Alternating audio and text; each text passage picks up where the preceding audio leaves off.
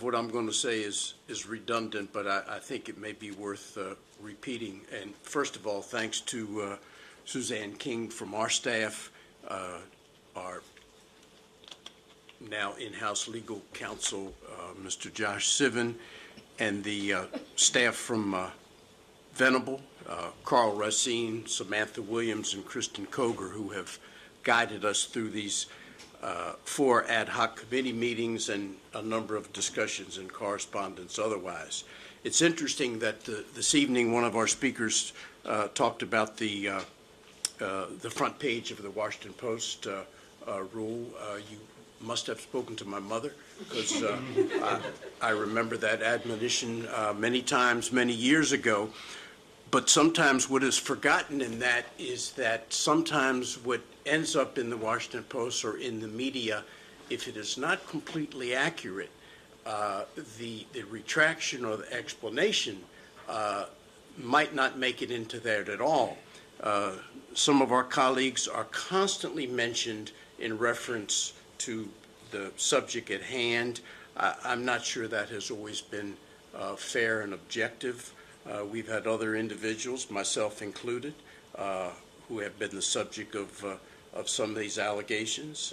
I myself probably could have handled a situation very differently when my wife attended one of our conferences and booking purposes were easier through the board, and reimbursement took place 2 days following that trip. I would not do that again. I would handle that differently.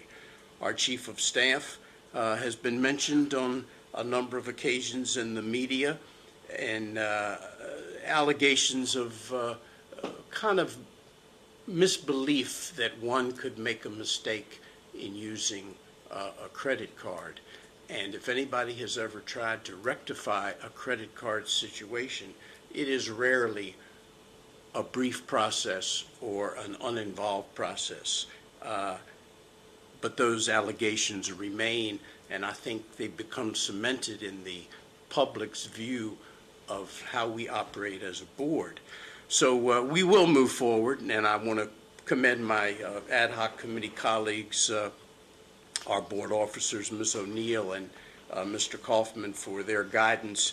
It is interesting that Venable made a couple of comments that I think are worth repeating, and some of which were mentioned in Mr. Kaufman's earlier presentation, in the guidelines dealing with ambiguities and the subjective nature of judgments. You know, we look in hindsight sometimes at judgment and seem to be able to be very clear as to what was appropriate and what was not. But at the time of those decisions, I'm not sure it's always that way. And I guess in closing, when Mr. Venable mentioned to us, Mr. Racine, or maybe that's synonymous, in our review, outside counsel did not uncover evidence of intentional actions taken to improperly use credit cards for personal expenses, I think is extremely important. And I guess the last comment to you, Mr. Barkley, a big man with a big heart, and I think it takes that to apologize. And I agree with you. It is important that we close this chapter and we move forward. Thank you.